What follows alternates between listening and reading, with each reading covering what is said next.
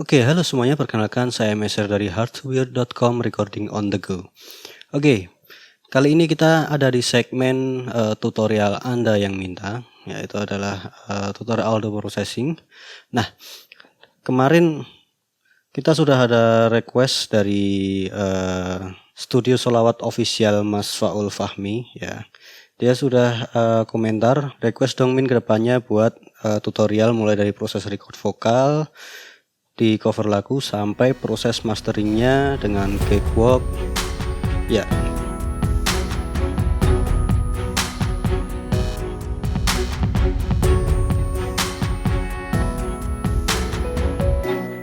Oke, di video kali ini kita akan bagi menjadi 4 video. Nah, yang pertama ini kita akan bahas tentang setupnya dulu, yang dibutuhin apa aja dan perangkatnya, cara settingnya gimana. Nah, kemudian yang kedua nanti adalah cara recordnya, teknik rekamnya. Kemudian yang ketiga itu adalah mixingnya, dan yang keempat adalah masteringnya, kemudian diproduce dan kita lihat nanti hasilnya seperti apa. Oke, sebelum saya masuk ke tutorial bagaimana cara processing rekamannya, di cara merekamnya dan processingnya, mixing sampai mastering di cakewalk. Nah, saya akan bahas dulu kebutuhan peralatannya apa aja sih. Nah, biasanya saya merekam live cover ya untuk akustik itu. Nah, yang dibutuhkan adalah yang pertama adalah audio interface atau mixer dengan interface USB. Nah, ada beberapa spesifikasi khusus yang dibutuhkan untuk merekam seperti ini. Misal case-nya adalah satu vokal, satunya lagi instrumen. Maka yang dibutuhkan adalah audio interface yang dia dapat merekam dua track. Nah, di sini saya biasa menggunakan audio interface, yaitu adalah Behringer Xenic 302 USB. Ini udah saya pakai sudah 3 tahun lebih. Audio interface yang dibutuhkan adalah audio interface yang bisa memisah antara track kanan dan track kiri. Nah, di sini untuk track kiri untuk vokal, kemudian yang track kanan adalah untuk instrumen. Nah kalau di mixer Xenic 302 USB ini gimana caranya memecah kanan kirinya? Yaitu adalah di channel mic-nya ini mono, dia ada yang namanya panning, kemudian di line ada yang namanya balance. Nah, saya tinggal setting aja yang bagian panning ini tak taruh di sebelah kiri, kemudian untuk yang gitarnya taruh di sebelah kanan. Nah karena di mixer ini dia adanya line in, nah maka gitarnya saya masukkan sini. Misal contoh di sini ada kabelnya. Ini nanti langsung ke instrumen, dan ini adalah RCA, yang di sini TRS, ini RCA. Nah, yang RCA ini masuk ke channel kanan. Ini.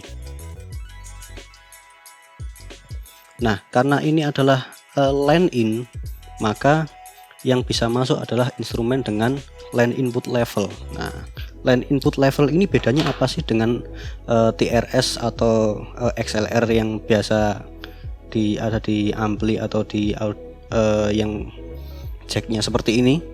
Nah, yang jacknya seperempat, bedanya apa sih? Yang line in ini cuman bisa di instrumen yang dia sudah ada preamp-nya. Nah, misal kalau gitar akustik, berarti gitar akustik yang memiliki aktif pick up atau aktif preamp, yang di preamp-nya itu ada baterainya 9 volt biasanya. Nah, kalau yang pasif pick up saya belum pernah coba, tapi saya nggak yakin bisa. Nah, buat yang pernah coba mungkin bisa komen hasilnya seperti apa. Nah, hal yang kedua dibutuhkan adalah mikrofon. Nah, saya sering menggunakan mikrofon dynamic. Kenapa? Karena saya biasa merekam berada di ruangan yang istilahnya noise-nya cukup lumayan lah, dan saya nggak mau itu terekam. Nah, barangkali kalau teman-teman bisa merekam di ruangan yang terisolasi atau suara noise-nya bisa di manage dengan baik, nah teman-teman mungkin bisa menggunakan mic condenser seperti yang lagi rame sekarang. Nah, yang banyak banget orang-orang pakai atau orang-orang punya adalah BM700, BM800 sampai BM9000, BM series lah intinya itu. Nah, buat kamu yang pakai mic condenser, pastikan kamu pakai Phantom Power. Berbeda dengan mic dynamic. Kalau mic dynamic kita tanpa Phantom Power pun bisa saya contohkan.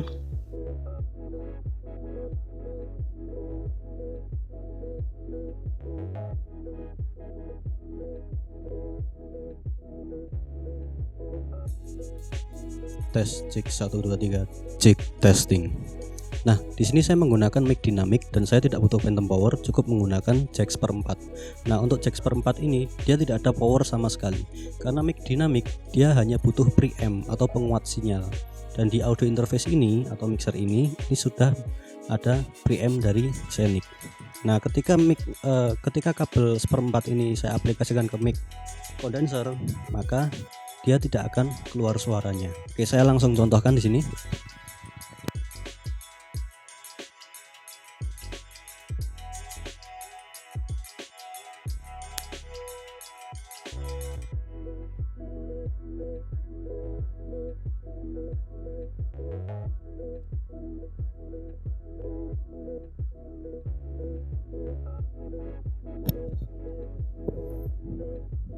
Nah, tadi nggak ada suaranya kan. Nah, sekarang kita coba pakai kabel yang XLR, karena kalau di XLR itu dia ada daya sekitar di audio interface ini dia ada daya sekitar 15 volt.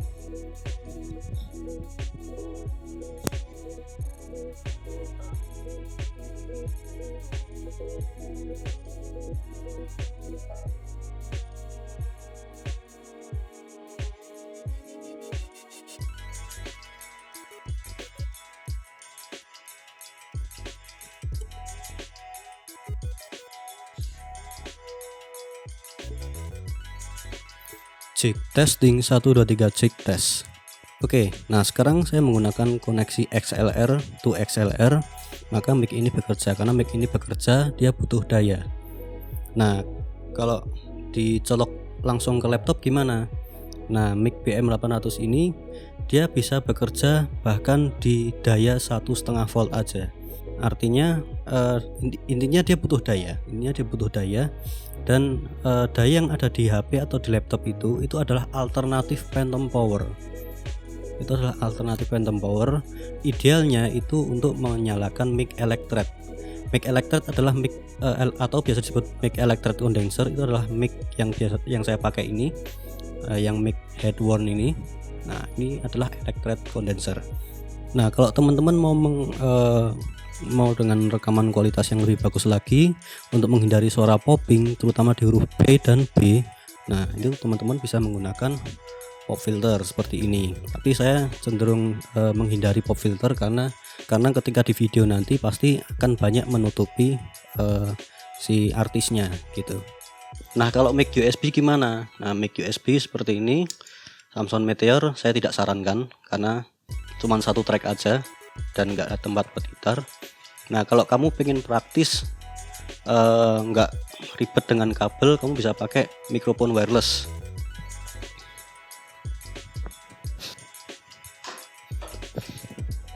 Kita tinggal colokan aja receivernya ke audio interface dan tinggal pakai mikrofonnya tanpa ribet menggunakan atau mengatur kabel.